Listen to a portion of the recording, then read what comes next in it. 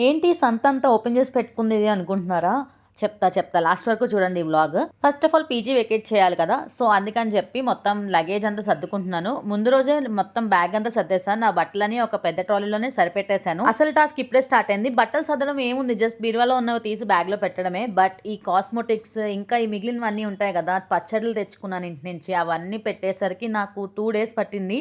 అలా కొంచెం కొంచెంగా సర్దుకొని ఫైనల్లీ మొత్తం లగేజ్ అంతా ప్యాక్ చేసుకొని పీజీ అయితే వెకేట్ చేశాను. మొత్తం లగేజ్ పట్టుకొని బస్ స్టాప్‌కి అయితే వచ్చా. మా అత్త వాళ్ళ అమ్మాయి వచ్చింది. తను తెలుసు కదా అఖిల. సో, తను నన్ను డ్రాప్ చేయడానికి వచ్చింది. ఇంతకీ నేను ఎక్కడికెళ్తున్నానంటే బెంగుళూరు షిఫ్ట్ అయ్యాననమాట. Same company but different location. Just location మాత్రమే చేంజ్ అయింది.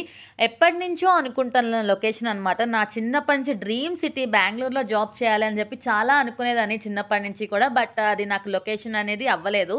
అండ్ ఫైనల్లీ ఇప్పటికయ్యింది. చాలా హ్యాపీ. కాకపోతే ఒకటే బాధ ఏంటంటే హైదరాబాద్ మిస్ అవుతా అండ్ నా ఫ్యామిలీని మిస్ అయిపోతా. ఎక్కడంటే హైదరాబాద్‌లో మా అక్క వాళ్ళు ఉంటారు కదా! సో, ప్రతిసారి వెళ్తూ వస్తుండేదాన్ని.